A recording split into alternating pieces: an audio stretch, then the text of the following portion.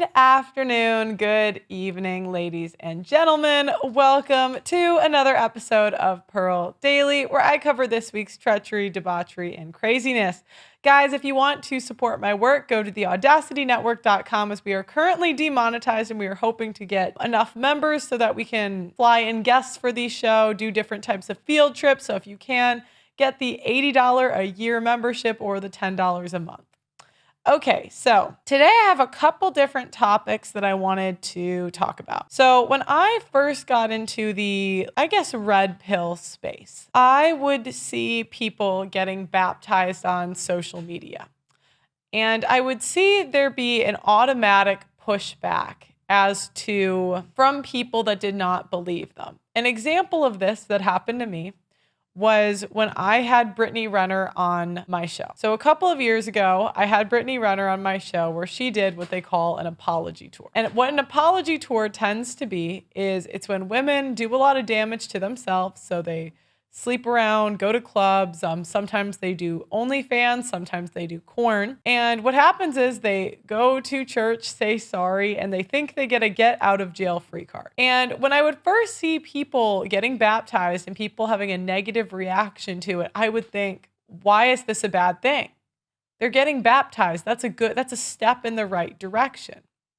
And maybe on its surface, you may think this is true. What I came to find out is, generally speaking, it is all a stunt for publicity and attention. There's very few baptisms from people that had a very degenerate past that I found to be genuine. And the reason being is when you want to look at people's motives, you want to say, are they doing it for God or are they doing it for social media or money? So oftentimes what would happen is you would see people randomly get baptized and change from their old ways, which is good. But then you would see them selling Jesus merch, or you may see them building a brand off of Jesus content. And on its surface, you might think, oh, that's fine. But there's only so many times where we can see the same story happen again and again. So Brittany Renner, that was my learning lesson, right? I interviewed her. And I didn't give her near enough pushback as I maybe could have. And after that, I never made the same mistake again. So when Nala came out and said, so there was an OnlyFans model, ex-corn star, that used to get tag teamed on camera, that came out and said that she found God. After, again, we look at her motives. She's all on social media posting about how she got baptized and her life has changed. Meanwhile, she was raising her prices on her OnlyFans. There's only so many times where I'm going to get bamboozled, and there's only so many times where men will get bamboozled. So the reason that there was pushback when people got baptized is because they would see these women, different women, do the same thing, where before the age of, say, 27, do these crazy things. Sometimes it would even be on camera, and then go to church as a get out of jail free card. So recently, how many times have I covered the same exact story, guys? Ex OnlyFans model getting baptized. So this is Neon Frank's girlfriend. She was an OnlyFans model, right? I love you. I love you to my daughter. Now remember, we have to think of this through the female lens. What is our currency? Our currency is what? Attention. So when we're giving women reward, which is the attention of the baptism, the attention of getting to post on your social media about it without any work, I have a harder time thinking that it's genuine. For example, had she gone, I know the Mormons go away to some sort of camp for 2 years where they just pray in solitude. If she did that for 2 years and came back, I could believe that. But when she's getting baptized by a female pastor, I have a more difficult time. Now, oftentimes what I hear from conservatives, Christians, we should be trying to let everyone in. Sure. But what I would caution is letting anyone become a spokesperson for your church. Because what tends to happen is a lot of these people are likable, they're charismatic, they're good talkers. So they come in, they do this whole parade, and then they all of a sudden become a spokesperson without having done the work of becoming a better person. And if you have, let's say, 20 years of bad habits, becoming a new person doesn't switch overnight. That takes time and a lot of discipline to go from a completely different person. So a lot of people hate on me and they say that because I don't believe this stuff, that I'm a hater or jealous or whatever. But what I think is the people that just blindly believe these baptisms after having done no work, they have zero discernment, because an OnlyFans model is not going to change her stripes overnight. Has it happened? I'm sure. Is it probable? No. I love you, Sam. You love me, Sam. And this is how churches have become a lot more gynocentric, because it's always like men tend to be more disciplined, more orderly, and they want to focus on the actual scripture, where you have a lot of these pop-up churches. They were invented like yesterday. And they have juice in the background. It looks like, juice in the background. Juice, they give you snacks and juice for coming to church. It's way more about community than the actual scripture. It's almost like a show. And you can tell it's much more catered to women, because if you look at the audience, it's majority in most of these churches, women.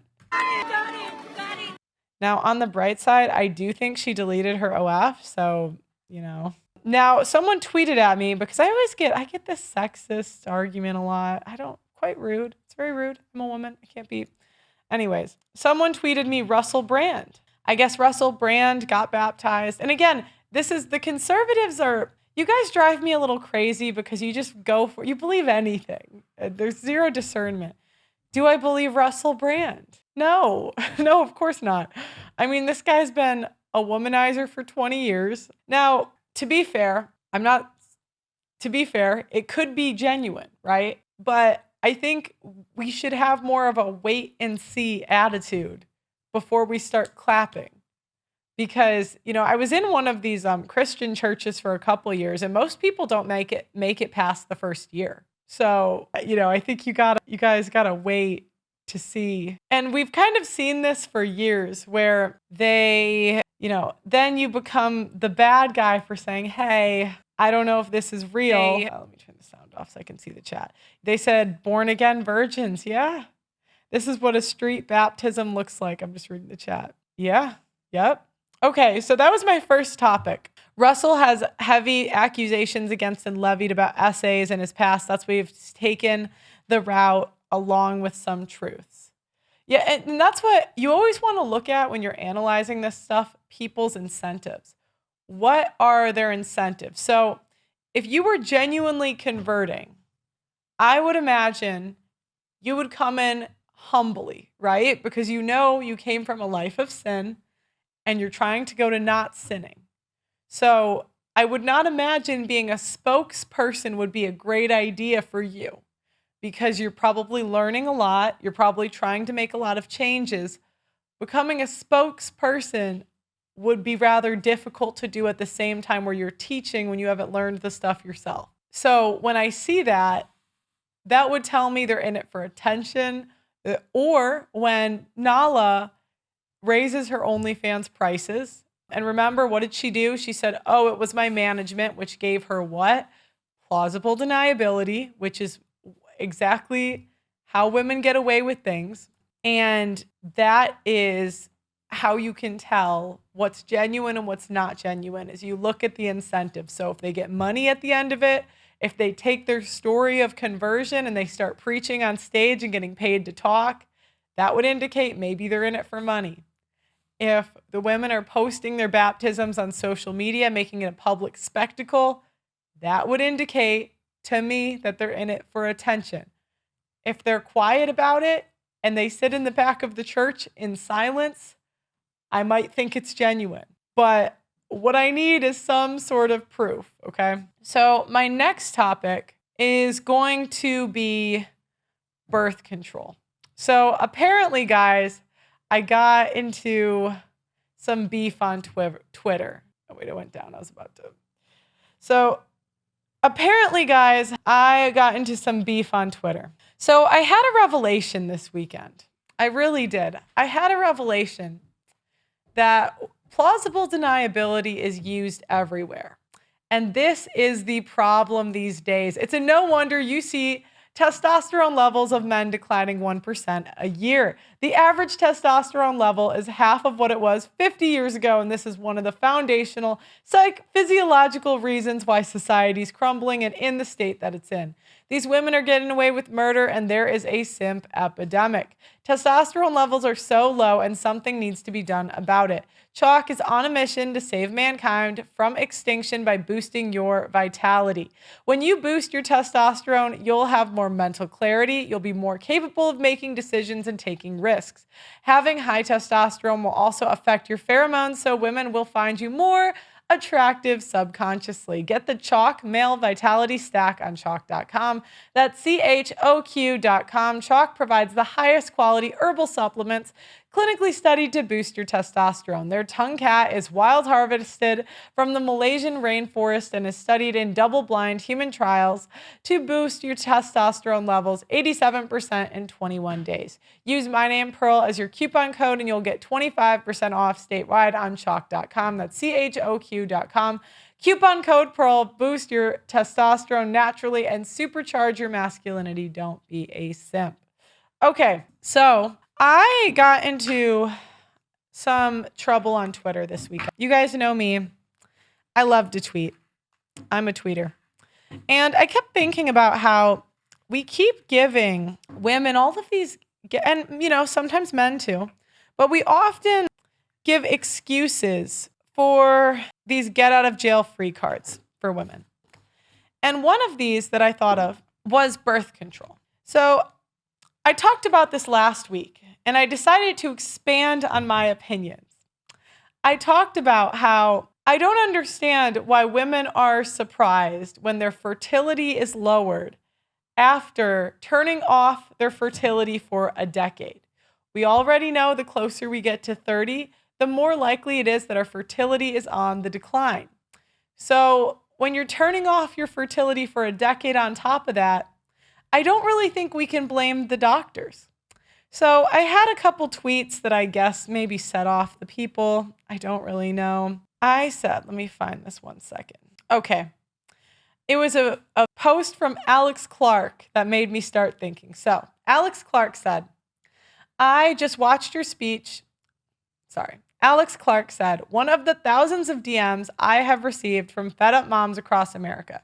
I just watched your speech in DC on X, and I was absolutely moved to tears. I'm expecting my first baby at the age of 30 after trying to conceive since 2020 after getting off of birth control. So that means she got off of birth control at 26. Okay. I was diagnosed with PCOS when I went to my OGBYN for the first time at 23 years old after I'd gotten married. She then put me on birth control to give me a regular period. The birth control caused me to gain 30 pounds and become more depressed than I have ever been, but I did not see the side effects before getting off of it. Okay, so there's plausible deniability once again. She gained 30 pounds because of eating too much or because of birth control. The average age of getting on birth control is 16, around, or 18, 16 to 18. And I see the size of women that go to college. They're not morbidly obese as compared to older women. So this is plausible deniability number one. When I told my doctor I wanted to start having a child, she told me to stop the pill and I would get pregnant, just like that. After 6 months of trying, she pushed me to fertility clinics to begin IVF. Thankfully, I declined and trusted God with his plan. After over a year with no success, I asked my doctor if she could refer me to a holistic fertility clinic. She flat out told me that a holistic fertility clinic did not exist.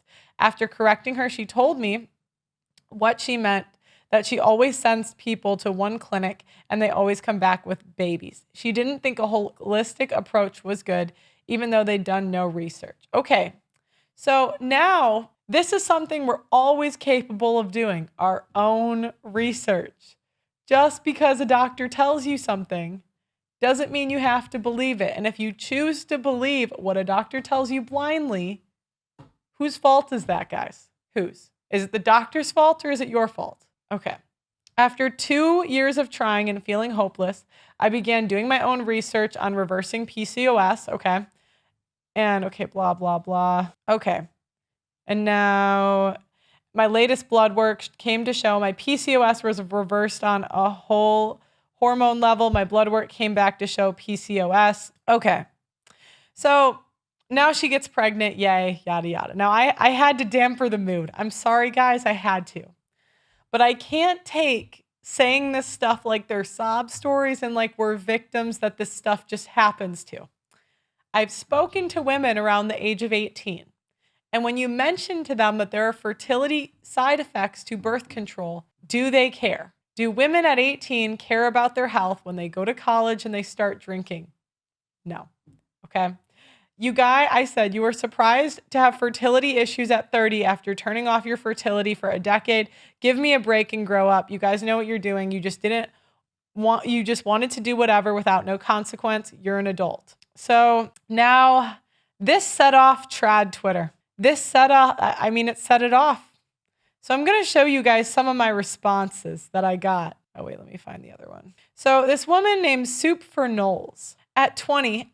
So remember, 20 is a what class? An adult. An adult. I was prescribed the pill. So you see that? Who is she putting the accountability on? The doctor or herself? Did she take the pill or was she prescribed it? Now remember, every day you get the choice of whether you take it or not take it. So let's say you start taking the pill and you get depressed. You can say, you know what? Let me stop. Women that stop the pill after a year are generally fine. But you guys push it because we do it older and older for longer and longer. And then we say, oh my gosh, how did this happen? And then we blame the doctors, okay? I was told it would help with my future fertility. Now, does that make sense? Does it make sense for you to turn off your fertility and that it'll help? I only took birth control because I didn't want to ruin my future chances to have a baby. I didn't know it could. Okay, who believes that? Who believes? Can we please put a 1 in the chat if you believe that she only took birth control so she could have a kid later? Can we please, no. 1 in the chat, 2 in the chat, 1 in the chat if you believe her, 2 in the chat if you don't. I mean, two. I don't believe shit. And that's why these women are mad at me, because I'm telling you guys keep getting fooled. These women that say they got on birth control because of acne. Are you guys that dumb? Google acne treatments and tell me how many forms of acne treatments that you can get outside of birth control. How convenient. That is my only say. I literally took birth control because I didn't want to ruin my future chances to have a baby. I didn't know it could cause infertility. My mom didn't know either. You were 20. I mean, men can go to war at 20 and die in combat. I mean, what does your mom have to do with this? So then this woman, Billy something, says, or Billy Brandt, okay, if you took a second to read the tweet, you'd see that she's not having fertility issues at 30, but fertility issues at 25 to 26. So remember, class, the average first sexual experience is 16. So what is that? 25, 26 is a decade. Secondly, as a woman yourself, you know there are not many women asking for birth control so they can do whatever they want with no consequence. Well, I would say the main reason for birth control is to have sex and not get pregnant. I don't know why you guys keep playing dumb. I'm not stupid. You guys can't play me for stupid. They're told it will stop their acne, stop their PCOS, and regulate their period. Well, if you have a super heavy period, you could A, eat better, stop drinking alcohol, and do some natural things to get a lighter period or a more regular period. Or you could take a pill. And whose fault is that? Yours. Yes. I think it's offensive to blame when you have fertility issues because you chose to take birth control. I think it's offensive to the women that actually have fertility issues and are born with this stuff. That's a choice. You didn't see the men when the doctors said cigarettes were good for them, crying and saying, oh, we were lied to. No, they knew they were adults, and these were the decisions that come with choices.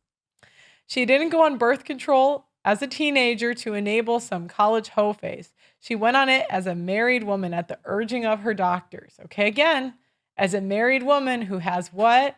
Wait for it, class. Agency. Agency, yes. Yeah, as a 23-year-old, I can't baby you anymore. Nope. You're an adult. Is that unreasonable? I mean, my grandma had like 5 kids at 23. Is it unreasonable for me to say, yeah, you're an adult? But the women, they get so mad. They say, I can't be an adult. I can't make these decisions. It's too hard, Pearl. You're the meanie. You're the meanie for suggesting that women go on birth control to have sex. Oh my gosh.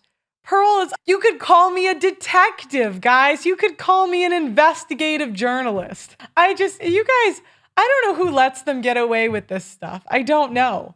It must be you all in the chat, because it sure as hell isn't me. One thing you don't seem to get is that men have been attacked for decades and decades, but that women have been lied to and duped for decades. Okay, so let me get this straight. Are women adults?